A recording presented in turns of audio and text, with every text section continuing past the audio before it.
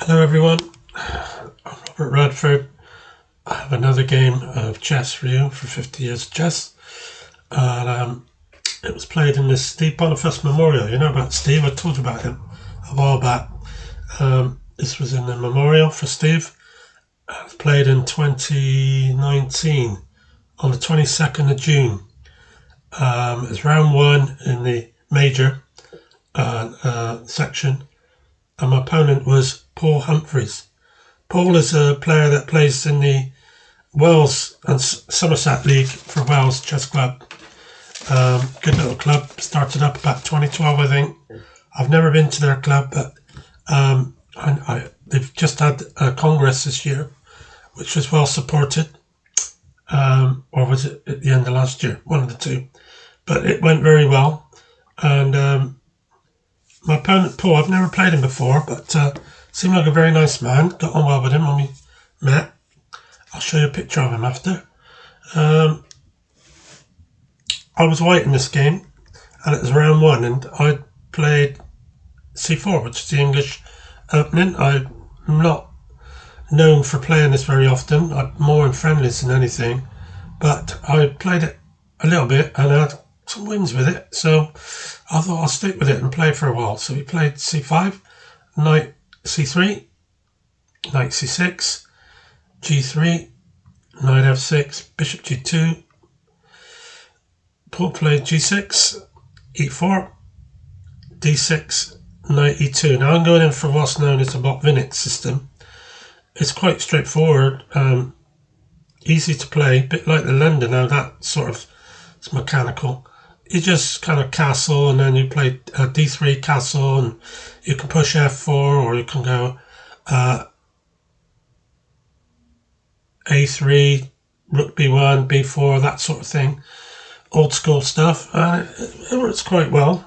It gives you a couple of choices of what sort of plan you want to play to, and it's quite good. So he then played bishop g7, castle, bishop d7, d3. That's the final part of the pawns setup. And so he castled h3, that's to stop the knight from coming in to g4 after I played bishop e3.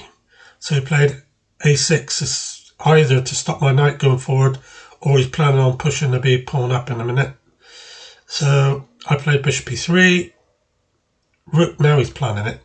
Rook e3, now he's planning to play b5. So I played rook b1, b5, b3. I've got to hold that together, this V-shaped pawn on d4, on c4, d3 and e4.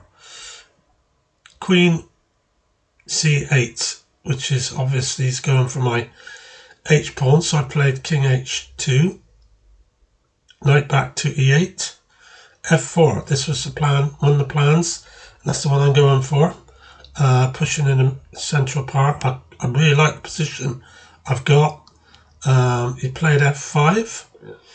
I played e5.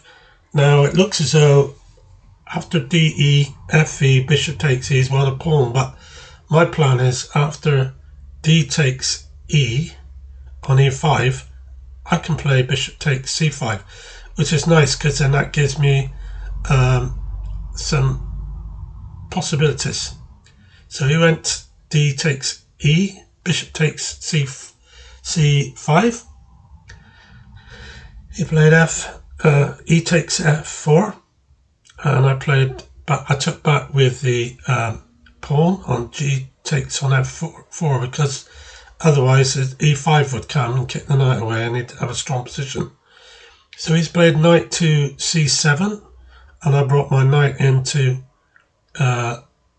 d5, offering a swap so that I can kick his knight out of c6,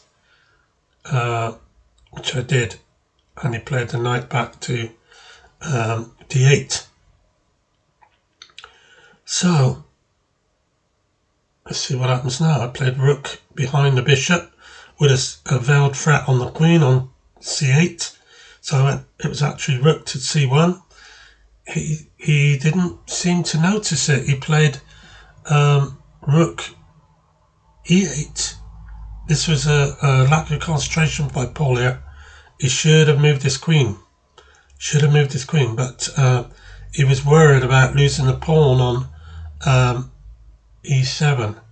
So I played bishop d6 and he took the bishop. So even then he could have just moved the queen to say b7. I don't know what happened here, but he went wrong. So I took the queen as fast as I could get it, and he retook with the rook. So this rook takes on c8, and then the rook on b takes on c8. Queen d2, knight b7, d4, a5. So this is I'm even with the queen, I'm only something like 1.5 plus ahead of him. If you were to look at the bar on the right with the red line, I'm in his half of the board, but not right at the top, even though I've got a queen, because his 2 rooks equals my queen. So in effect, I would then be rook, knight, and bishop against 2 bishops and knight, which means I'd beat the exchange up basically. Knight, I went back knight to g1. He played b4. Then I moved my rook across to c1 looking for a swap. h6. Bishop back to f1. Rook takes rook, queen takes rook. Tap my queen with his rook on c8. Queen e3. Tap my rook again on e8. So I went to d3, where he can't do that anymore. And then he brought his bishop out to f6. And I played queen a6, attacking the knight. So if he moves the knight, he loses the pawn on a5. So he defended it with the bishop. And then I come in with the queen to c6, starting to penetrate his position with my queen now, attacking his rook on e8. And at this point, that Paul resigned, because my position is starting to overwhelm him now. I've got a high bar. If you look on the bar on the right, it's very high into the black position. I would be about 4.5% winning chances, which against Paul in this position. And it is tough because there's a few things he could do. One being rook e4, but he dropped the bishop on c8. It's just getting worse. There's things I can do, like bishop to b5. Even if you move the king across to protect the rook, he's still then got to move it somewhere, which would only be d8. And then I can attack it again on c7, and it's difficult. So anyway, a nice win, I thought, and I was happy with that, winning the first game of the tournament. I didn't actually win it. I finished on 3.5. I probably would have won it if I hadn't blundered against Gareth Cullen, which led me walking into a stupid checkmate. But taking nothing away from Gareth, he played very well. So I lost that game and I finished on 3.5. But I'd already won one tournament that year, the Bristol Congress, which I've shown games from. But I was looking to win my second one within a couple of months. Not quite. So there you go. My only time I played Paul. Nice guy. I'm going to show you a picture of him in a moment. And I'd just say that his rating at the time was about 1720, and I was 1863. But Paul has now been up in the 1800s for several years since then.